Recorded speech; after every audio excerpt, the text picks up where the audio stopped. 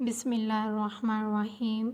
السلام علیکم ویورز، کیا آپ کو حضور نبی کریم صلی اللہ علیہ وآلہ وسلم کے دودھ پینے کا زمانہ اور حضرت حلیمہ سعدیہ رضی اللہ عنہا کی ڈاچی کے واقعہ کے بارے میں پتہ ہے؟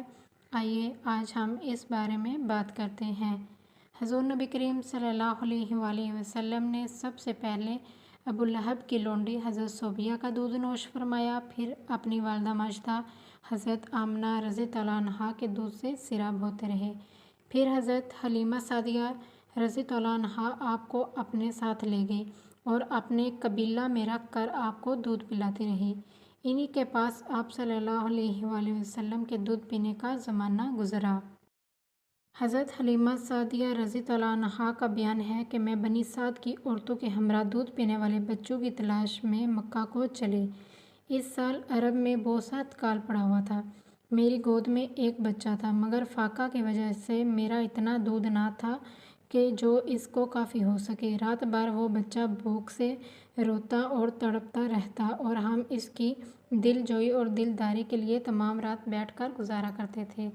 ایک اونٹنی بھی ہمارے پاس تھی، مگر اس کا بھی دودھ نہ تھا۔ مکہ مکرمہ کے سفر میں جس ڈاچی پر سوار تھی، وہ ڈاچی اس قدر لاغر تھی کہ قافلہ والوں کے ساتھ نہ چل سکتی تھی۔ میرے ہمراہی بھی اس سے تنگ آ چکے تھے۔ بڑی بڑی مشکلوں سے یہ سفر طے ہوا۔ جب یہ قافلہ مکہ مکرمہ پہنچا تو جو عورت رسول کریم صلی اللہ علیہ وآلہ وسلم کو دیکھتی اور یہ سنتی کہ یہ یتیم ہے، تو کوئی عورت آپ صلی اللہ علیہ وآلہ وسلم کو لینے کے لیے تیار نہیں ہوتی تھی، کیونکہ بچے کے یتیم ہونے کے سبب سے زیادہ نام و اکرام ملنے کی امید نہیں تھی۔ ادھر حضرت حلیمہ سعدیہ رضی اللہ عنہا کی قسمت کا ستارہ ثریا سے زیادہ بلند اور چاند سے زیادہ روشن تھا۔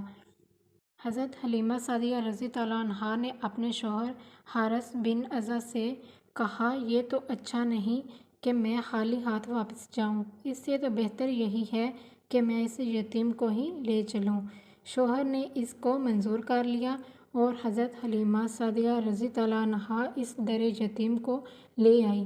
یہ خدا تعالیٰ کا فضل عظیم ہی تھا کہ حضرت حلیمہ سعدیہ رضی اللہ عنہا کی سوئی ہوئی قسمت بیدار ہو گئی اور سرور کائنات صلی اللہ علیہ وآلہ وسلم ان کے آغوش میں آ گئے۔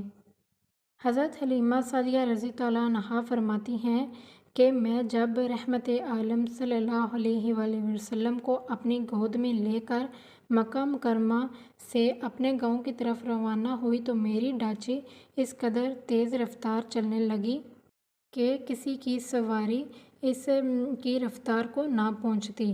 قافلہ کی عورتیں حیران ہو کر مجھ سے کہنے لگیں، اے حلیمہ رضی اللہ عنہا، کیا یہ وہی ڈاچی ہے جس پر تم سوار ہو کر آئی تھی، یا کوئی دوسری تیز رفتار ڈاچی خرید لی؟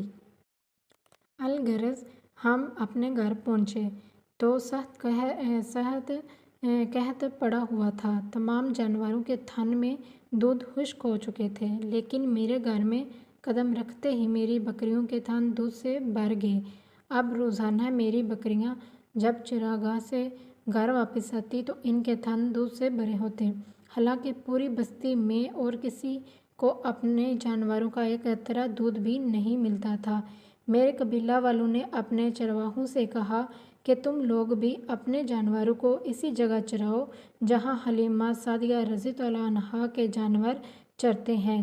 چنانچہ سب لوگ اسی چراگاہ میں اپنے مویشی چرانے جانے لگے جہاں میری بکریاں چرتی تھیں، مگر یہاں تو چراگاہ اور جنگل کا کوئی عمل دخل نہیں تھا۔ یہ تو رحمت عالم صلی اللہ علیہ وآلہ وسلم کی برکات نبوت کا فیض تھا، جس کو میں اور میرے شوہر کے سوا میری قوم کا کوئی شخص نہیں سمجھ سکتا تھا۔